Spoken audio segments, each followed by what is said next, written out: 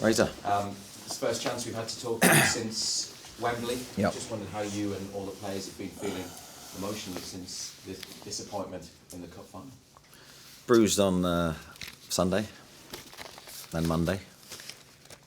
But very quickly, I think for me, on Monday afternoon, it turned to Manchester City and it returned to work, really. And I think I said in my press conference afterwards, and I meant every word, the passion and the motivation, just, I didn't feel it could increase within me, but I think it has, because I think a couple of things. We experienced a great occasion to see the Newcastle supporters, the colours, the visions, the memories that I'll have and take from that. The passion they showed, the love they showed to the team in all moments will stay with me, and I think we want to return that and give them future successes, and that burns deeply inside of me. Do you think a lot of your players will feel the same about that? There'll be some that know the club inside out, the Geordies, the Newcastle fans, but those that aren't from here maybe learned a little bit more about just how passionate the supporters are and just how important they are.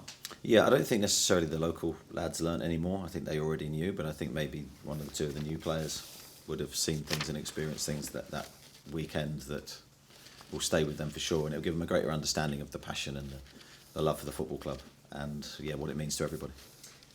Can it help you as you try to move on and respond, having a fixture like Manchester City away, because you absolutely have to be at your best, don't you?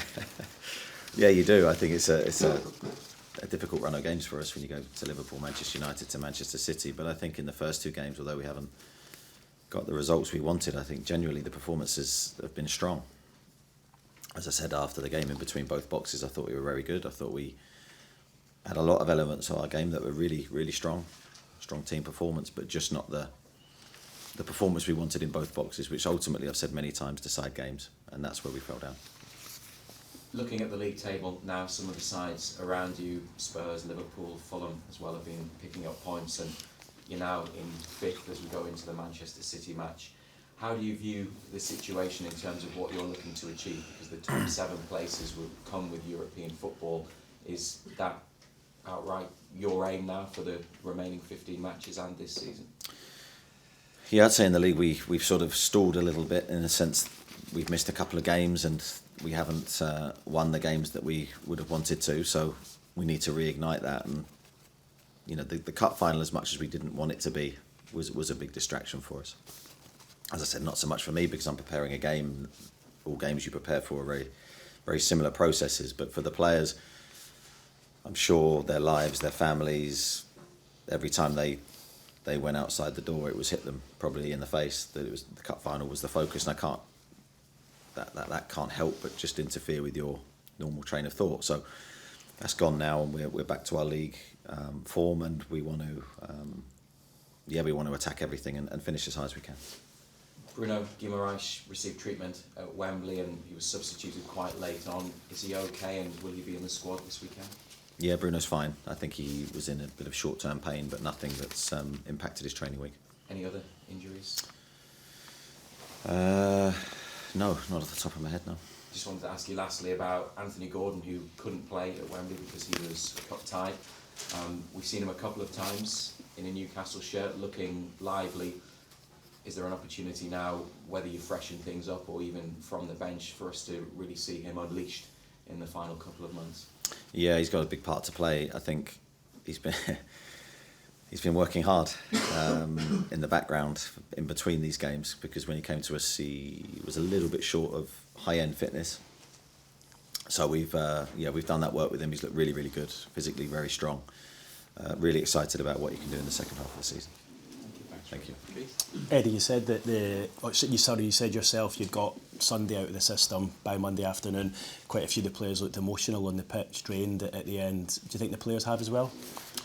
Maybe a slightly longer process for them, I think. For different reasons, I think my focus has to immediately change because I've got to plan and prepare, and so much goes into preparing for a Premier League game. So I'm not the type to sit and wallow anyway. It's on to the next challenge, whether we'd won or lost. So I was quickly moved on. But I think for the players, it's slightly different. But as soon as I could touch them emotionally, we tried to set a new chapter and move forward very quickly, because football waits for no one. Another tough game, Manchester City away, couldn't be harder. And I think the players are aware that they need to forget the game quickly. It was interesting what you said when you came in there about the fans last week and everything that came along with the final and how you felt afterwards. Did they even surprise you with the level of backing? Yeah, I wouldn't say surprised, but yeah, some of the things, I didn't engage in too much. It was shown a couple of things on social media. So the Trafalgar Square the night before, and then we had a couple of staff members that had seen family members, so that they were there, and they saw people tidying away the rubbish and the drinks and everything. It was just an incredible act of sort of celebration, really. And I just think that spoke volumes for the people that went there and supported the team. And then, of course, driving, the main thing for me was driving into the stadium and seeing the passion inside. And then the stadium, of course, and what you see inside it. And that left a lasting impression with me, yeah. Alexander Isak looked good when he came on second half of the final. How big an impact can he make for the remainder of the season, the last 15 games? Yeah, huge. Same with Anthony. He's a player that is almost a new signing for us because of his injury that he picked up, and we missed him in the early part of the season. Now he's come back and he's fit, and I think he's improving with more training sessions, more understanding of what we want from him. He's building his fitness levels as well. He's still probably not his optimum level, but he's getting close to it. So I love Alex as a lad and as a player. I think he's got so much to give us, and he'll add a different dimension to our team. And obviously you've got both Nick Pope and Martin Dubravka back now at your disposal. What does that mean in the short term future for Loris Karius? Yeah, he's an important part of what we're doing. I've said that all along. He's one of an important member of our goalkeeping team. It's great to have Nick back and Martin back, the two top goalkeepers. But Loz is certainly valued by us. The ownership of the club's come back into the spotlight over the last 24 hours. What have you made of the situation, and have you had to seek any assurances from above that everything is okay? I've not sought any assurances. To be honest, I've not given it too much time. I'm aware of the headlines. I've seen the headlines, but I haven't really invested in the details behind it. I've got Manchester City to prepare for, and that genuinely has taken all my attention. And have you spoken to the ownership regularly this week about the cup final and moving forward towards the rest of the season? Yeah, we had regular communications with different board members after the game. So yeah, I think we've been engaged probably more this week than most, just because of the game and the importance of the game. Thanks, Eddie. Cheers. No problem. Thanks, Andy. Morning, Eddie. Just going back, we often ask how the players kind of process a defeat like a cup final, but how do you process it when you get home? Do you do it with the family? Do you do it with friends? Do you do it with coaches? How do you go about it? I pull my kids in and we have a watch. No. I feel I'm pretty good in that respect, so I tend not to get too high in the successes, and I try not to get too low. It's a difficult one, but try not to get too low in the disappointment. So for me, I'm very, very eager to watch the game as quickly as I can. So, believe it or not, on Sunday night, I was watching the game because you want to put it to bed, but you need answers. So you need the answers that you're seeking. There's no point sort of thinking you know what you've seen. For me, I need evidence. So I'll watch it, I'll analyse it. That takes me a long time to do. But then once I've done it, I'm like, okay, I'm in a good place. I feel I know the reasons behind success or failure, and then you move forward. So when you're watching it, with or without your kids, what do you learn about the team? What do the players learn about themselves after a defeat like Sunday?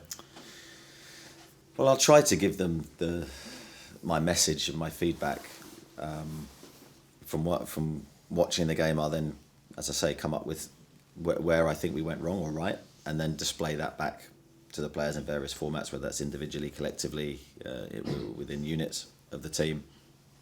So then we can move on together and try and improve it, because it's all a journey of improvement. And I think looking back at that game, as I said, there was a lot to like in between. In the middle of the pitch, we were very good, I thought, and a very strong, quite dominant display, but we didn't hurt them enough, and they hurt us the few times they were in our box. You mentioned about the supporters there, especially the Trafalgar Square scenes. There was that scene 5 minutes from the end where the supporters just started singing, waving their flags, even though they're 2-0 down in a cup final. You know all about the supporters. We wax lyrical about them in the press conference.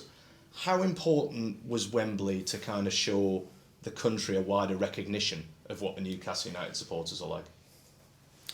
Yeah, well, I think it did. I think I think everyone connected with the supporter base did the club proud.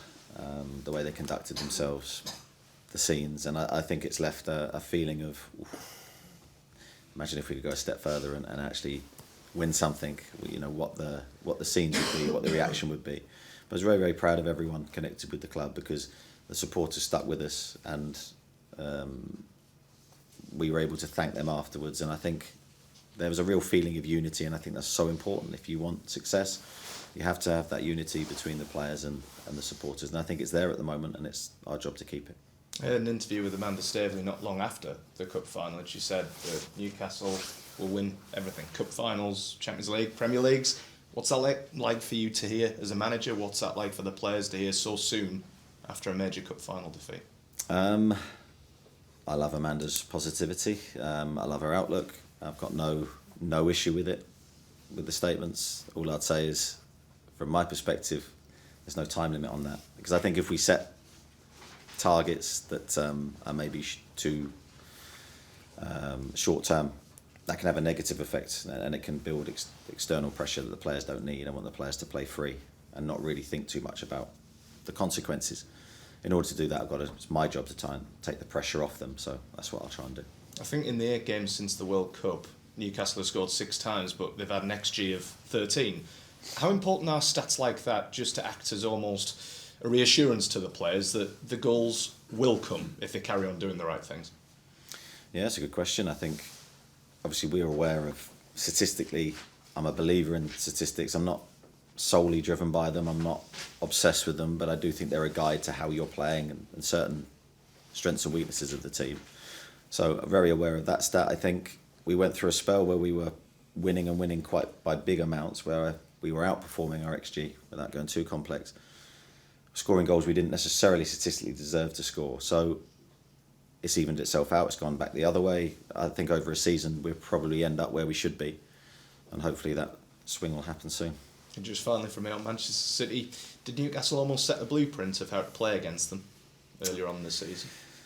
I don't think there is a blueprint. I think there's loads of different ways you can approach a game like Manchester City. We went one way, and it was a really brave approach. It was very front foot. It made for a brilliant game between two top teams, I thought, at the time. We're disappointed at 3-1 up. We couldn't see the game out, but that's Manchester City's class that they came back. And yeah, let's see what we do this weekend. It could be a different approach. Thanks, Ed. Thank you. Hi Eddie.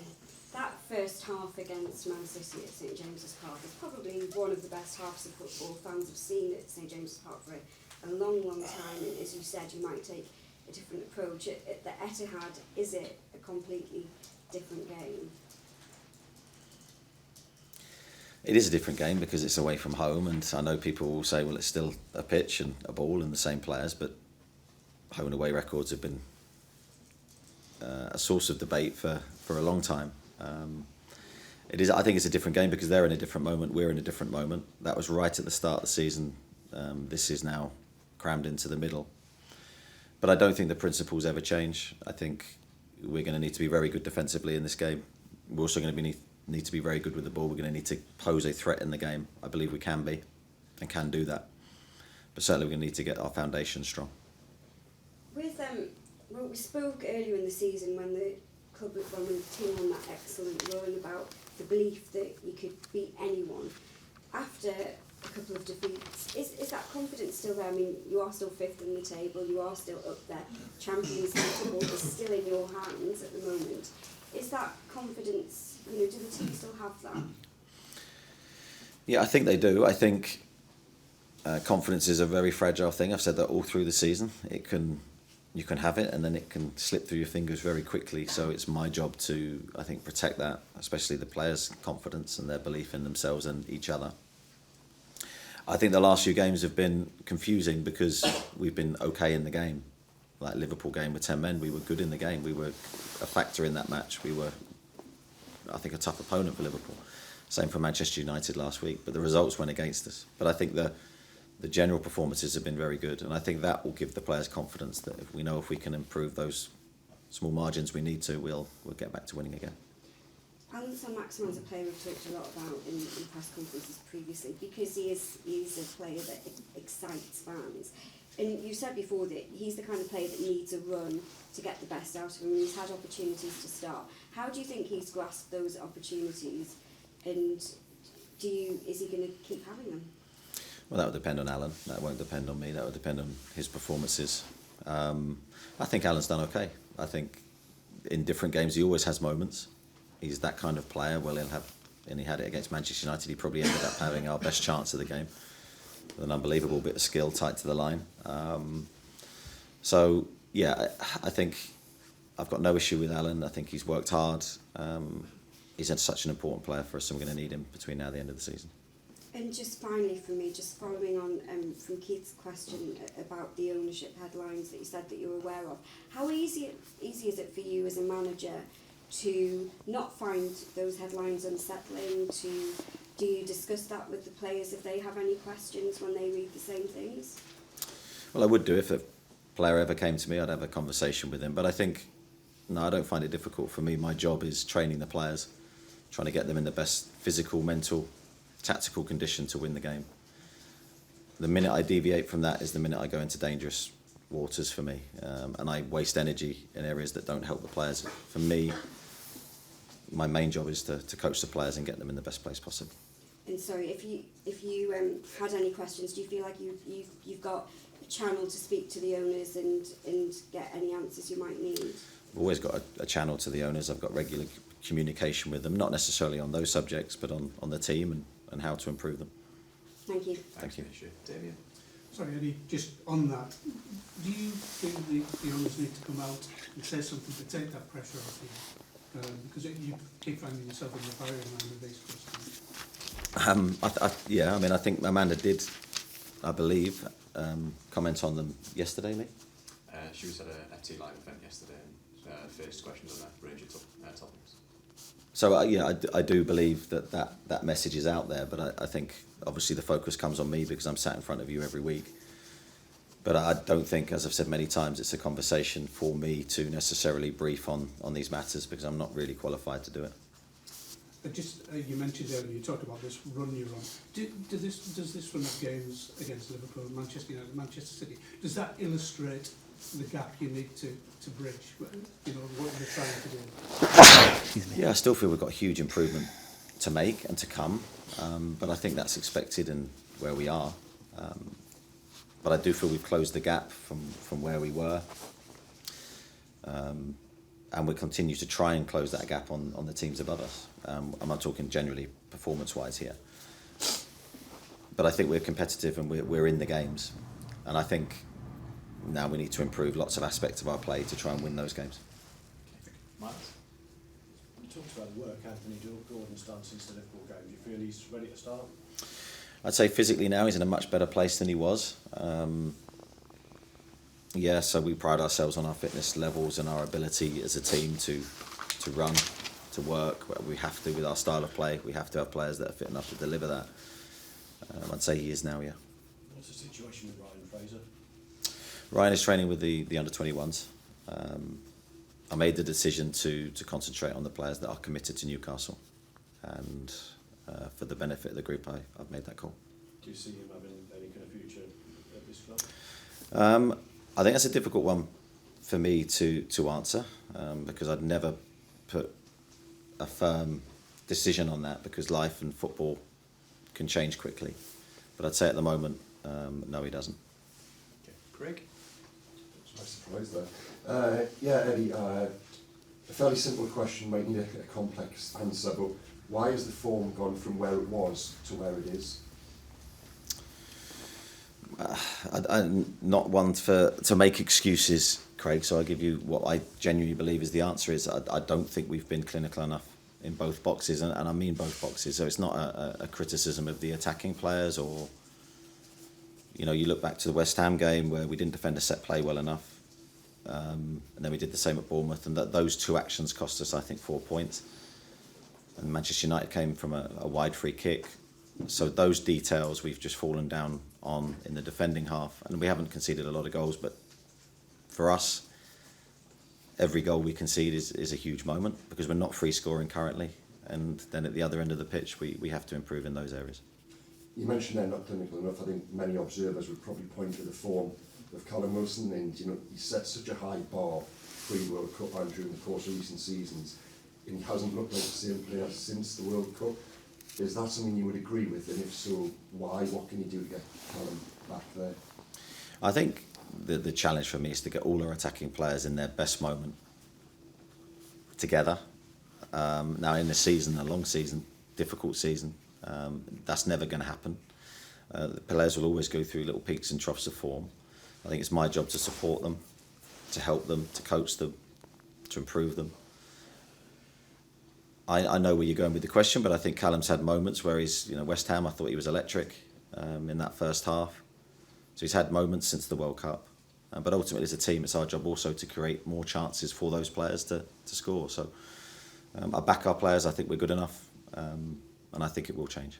Just finally from me, so the team, I think everyone would agree, the team has massively outperformed for basically the entirety of 2022. Was Sunday a reminder of the pedigree, the next level you need to go to in terms of, and will it be investment which ultimately gets you there? You look at Casemiro, Varane, Martinez won the World Cup. Is it ultimately money which takes you there, investment? Yeah, that's a difficult one for me to say yes. Categorically, only money can do that, because that takes away one of my core beliefs that you can improve players, and you can take players on a journey with you and achieve extraordinary things if they're committed to that process. So for me to say, yeah, it's only down to money, Craig, I might as well not invest the time and energy that I do with my players now. But I think there is an element of truth in that you need investment to really compete at the elite levels. We're talking, to disturb the top group of teams, very difficult without that investment. So I do feel we've got more to go, but I do also believe in the coaching process, and I believe we can get more out of our players than we currently are, and I'll always have that belief no matter how well we're doing. Thank you. Okay, go to Ian and then Luke. Ian. Morning, Eddie. Morning. As manager of Newcastle, on a day-to-day level, how relevant is it to you personally that the ownership of the club is based overseas and more significantly is perceived as a controversial ownership? Sorry, what? So can you repeat that? For you, on a day-to-day level, how relevant is the fact that the ownership is based overseas and it is perceived as a controversial one? Does that get in the way of your job in any way at all? I wouldn't say it gets in the way of my job at all. I think I've had very open communication from the day that I joined with various people connected with the board. But my conversations with them are all football related. They're not, no stage has it ever gone political. That's not my area. I don't want it to be my area. I want to concentrate on how I can improve the team, what tools do I need to do that, and the relationships with those people around me at the football club are very important. Now, obviously, if I felt there was a time when I needed to ask a question, I could, but I haven't done that. The hierarchy, obviously you've got day-to-day communication with the likes of Dan Ashworth, maybe not so much day-to-day, but regular with Amanda or Darren. What percentage of your time would be with the PIF? Yeah, very, very low, because, as you say, Dan Ashworth's based at the training ground, so I'll have regular communications with him. Darren will, at time to time, come to the training ground. Amanda and Murdad are on the phone for me as a really good source of knowledge and help and support for the team. But beyond that, obviously I have a relationship with the chairman, but beyond that with PIF, it will only be really board meetings that I would see them really and communicate with them. Thank you very much. Thanks, Ian. Luke? Did it feel a little bit like phase one of this project had come to an end at Wembley and you're on to the next stage of, as it were? Yeah, that probably felt a bit of closure after the game. I think phase one, maybe a nice way of putting it, I don't know. But yeah, felt closure. I think we all probably did. That adventure was over, and now we have to get back to the Premier League and get back to where we were a few weeks ago. But I don't think that's a criticism of anyone that we were distracted. I just think it's human nature. I think from the players' perspective, I don't think they could have avoided what was in their face. So we're back to the Premier League. We're very keen to start that journey again and try and excel. It's all very well saying you want to win things. I think people at Newcastle said they want to win things for decades. It's rather harder actually getting it over the line. Do you need to control expectations a little bit? Say you're still going to need a lot of time because you've come so far so quickly to be where you are now. That next leap is even harder. Yeah, the leap is harder, as you say, and time is something that is a very small commodity really when you're sat in my shoes here. But lowering expectation and controlling that environment is so important. I think we've not created a problem for ourselves, but the speed in which the team has improved has been so quick that I think then people naturally assume that will just continue. But if it was that easy, I think,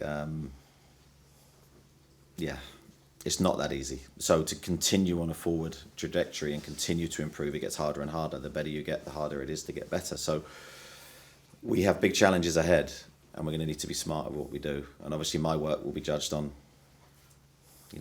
that evolution of the team. Is it fair to say, just finally, what you need now is a deeper, more varied squad, and that is, following on from what Craig said, that's only going to come from investing in player resources again in the next moving forward in the next transfer window. Yeah, again, I mean, similar to Craig, I don't want to say yes, we need now to spend a huge fortune to improve the squad, but part of that question, you're right, we need a bigger squad. We don't have an abundance of players. We've been stretched at times this season, like probably every other Premier League team. So there's an element that we're going to need to do that and do that wisely and smartly, but also I need to improve the players I currently have as well. Thank you. Okay. Lee? Eddie, a lot was made of Man United's experienced players on Sunday, Casemiro and Rashford, who were obviously the game changers. Is that the next level for Newcastle, to sign those players who've been there and done it? Yeah, potentially difficult for us, I think. Ideally, yes, you'll sign players that have been there, done it, and are still in their best physical condition to do it for many, many years. Those players are probably, I'd say, unattainable currently. So we need, when the time comes for the transfer windows, to invest in the right players. But that is always a difficult process. What would represent success now? This obviously winning the cup would have been brilliant, but at the start of the season, many people would have been talking about mid-table with a cup run thrown in. You've kind of done that now, but the stakes have been raised a little bit. What would represent success now? Difficult question to answer. What would that look like for us? I don't know. To be honest, we have 15 games left. We want to try and win as many of those 15 as we can and see where we finish. I'm not going to set a target here right now, because I don't think that would be healthy for the players. But internally, I'll be driving them as much as I can for a positive ending. And is it very much a sort of 15-game season now? You can't change what's gone. These 15 games, you've got the 2 games in hand over Spurs. It's almost in your hands, but it's almost like a mini season. Yeah, going back to the point Luke said, where stage 1, it's almost that there is that feeling that now we have 15 games left. The line's been drawn. The cup's over, and we have a 15-game season. Let's see what we can do. And do you think that success is going to come almost away from home? I'm looking at your fixtures. You've got West Ham away, Chelsea away still to come. Is it going to be those games that are going to be the difference this season, do you think? Yeah, well, we want wins wherever we can get them, home, away. Our home form is going to be critical. We're going to need to get that right. But the away games, I think, are opportunities for us. And I feel, and I said this at the start of the season, we can go anywhere and win if we bring our best game. Sorry, the other one was Man City. We've seen Newcastle teams in the past almost like park the bus and just try and hold out at the Etihad Stadium. But is that a negative way of looking at it? You haven't done that all season, so you're not going to start changing that now, I guess. No, as I said, there's many ways to approach the game. And I wouldn't criticise anyone who does that, because that might be their best way of getting a result. I'm not sure it's ours. But in game, you need all hats, all tools. I've got no problem. Liverpool, we went down to 10 men, we had to adjust. So you need to be able to adjust and play different ways. Okay, Dom? Eddie, Amnesty International called for the Premier League to re-examine the takeover. Given developments this week, do you understand why they've taken that position? I'm not going to comment on that. I think I'm not the right person to ask. And just when you said there to me that you kind of stay away from the political side of things, obviously the Premier League sought legal assurances that there was separation. Did you seek any assurances when you took the job? No, I didn't know. Last one from me. Alex has played a variation of different roles for you in the forward line. What do you see him as? What is he best at going forward? I think he's just that. I think he's capable of being flexible and adaptable and playing different roles. He can play as an out-and-out 9, in my opinion. He can play as a second striker. He can play wide. That adaptability and versatility was one of the reasons we really wanted him here. That's going to be a big strength for him and us, hopefully, for the future. Thanks, Aidan. Jordan? In recent weeks, the club have announced new deals for Newcastle and Kieran Trippier. Just wondering if there's any more new contracts in the pipeline. Caught me off guard there. Not that I can think of. Okay. On that, how important is that you give these type of players a chance to build a future at this football club? Obviously, Newcastle was previously under the old ownership, and now he's obviously thriving under yourself. Yeah, I think when you discuss new contracts with players, I think there's so much that goes into it. Of course, you need the talent and the player to be good enough to be part of your long-term future, but also you want the right attitudes and characters to take with you on the journey that you're going on. The players that you've mentioned have got all those characteristics. I think Miggy's been excellent this season. He deserves his new deal. He's a real team player. He's got a great connection with the supporters as well, so I think that's a really positive story, and Tripp's likewise. I've heard many times how well he's done this season. Just want to check as well, is Mark Leyland going to Manchester City at the end of the season? Yes, he is. So he will leave us at the end of the season, but he'll work through till then. Is that a big blow? Do you hopefully find a replacement, suitable replacement? Yeah, look, losing key members of staff is never ideal, but I've been here many times before where that's happened. It's part of growing, and people will always be looking for elite members of staff, and that's one of the things we have to be aware of, I think, as a football club. So Mark goes, but he'll go with our best wishes, but he's currently here and he's fully committed to our journey. Thanks, Jordan. Chris? Morning, Eddie. Morning, Chris. Amanda Stevie yesterday said that one of the things that the club has been focused on, the owners have been focused on since they took over, was FFP and trying to make sure they brought in as much revenue as possible. So they've done things like documentaries and obviously preaching tours and things like that. Yep. For you as a manager, have you had to adapt over the years to sort of accept that is part of the reality, that maybe it isn't ideal for you to have the sort of the cameras, for example, come in the training ground, but you actually need to take those compromises to be able to increase revenue streams? Yeah, I think it would be foolish of me to say no. These cameras aren't going to follow us around, and then go, right, we need to sign new players, and they go, well, we haven't got the money, we can't do it because of FFP, and you've turned away this opportunity for the club to earn more income. I'm never going to go against the club in that. I'll always try and support. I think the inner workings of a football club, it's delicate. I think I'm not necessarily one of those managers that would sit here and say I want everything to be open. I think privacy and when you're dealing with players, there's certain things that for me should never escape the walls of a training ground. But yeah, as I say, I can't go against the club, and I'll always support the club in whatever venture they're trying to do, as long as it doesn't overstep the mark. And what's it been like having the cameras here for? It's been brilliant. It's you get used to it. Kieran? Only in jest. Eddie, there's still so much to play for. Does every game, every training session count for these players to prove they can belong to the next step in that project? Absolutely right.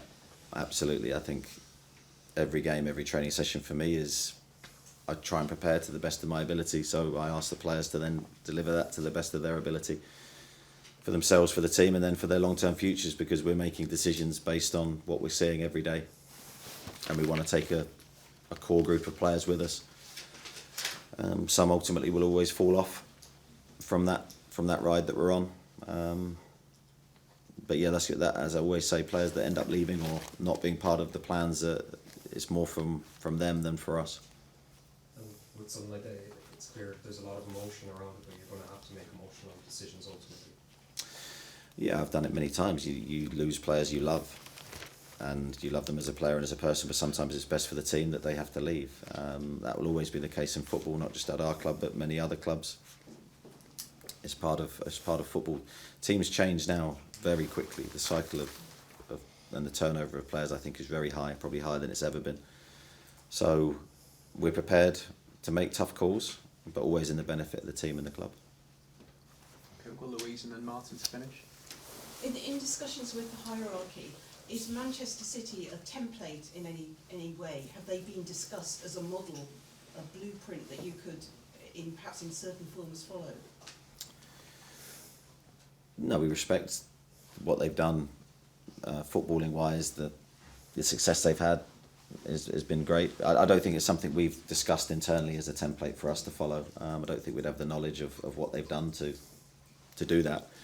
But certainly the way they've done it, the style of football they play, I mean, just looking at them on the pitch, yeah, is incredible. So certainly from a footballing perspective, yes, but I don't know too much about the other stuff.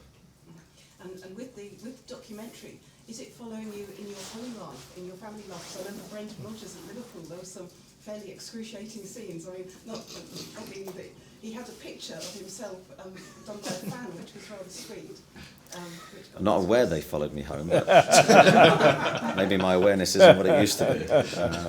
I don't think so. So you're keeping the cameras out? Trying to. And final question. Tactically, with the team shape, you've been fairly consistent, perhaps conservative with small c, it could be said. Are you tempted now to really change things around, sort of rip up the formation, or would that be panicking? Yeah, I mean, I've said many times, I think tactically I'm open. We changed in the second half against Manchester United. We felt we needed to chase the game quickly. Didn't want to waste time, 2-0 down. Felt we needed to do something to try and get back into the game. There was good bits from that. There was also some bits that maybe weren't so good. So it's always a decision I'm left with every week. What players do I pick? What formation do I pick to try and win this game? I believe in having a settled team and having a settled way of playing, but that doesn't mean it can't change. Okay, Martin. Hi Eddie, has there been discussions about what the club will do in the transfer market in the summer? And are you confident the club can do what it wants to do? We've had very loose discussions at this stage, nothing in any great detail at this moment in time. I don't know the answer to that question, to be honest. The second part, can the club do what they want to do? It's too early for us to probably make, or for me to give you an opinion on that. So is the sense that FFP could hamstring the club again in the transfer market in the summer, or are you hoping that kind of some of the club's financial strength, if you like, could be unlocked? I think FFP, as far as I'm aware, unless I'm told differently, will always be short term a big issue for us. And this week, in light of the final, have you felt the need to get the players together as a group to kind of clear their heads emotionally for what has to come? Yeah, I'd say we've had team meetings. I've had individual meetings to try and rid the players of any, not negative emotion, but sadness. Because I think there was a feeling of just sadness, and sadness when you're going in to play Manchester City is not a good emotion to have. And do you feel that that's worked, like the last day or two, you've seen a difference in them? I think so. Yeah, I think initially it was difficult for them. I'll let you know after today's training session.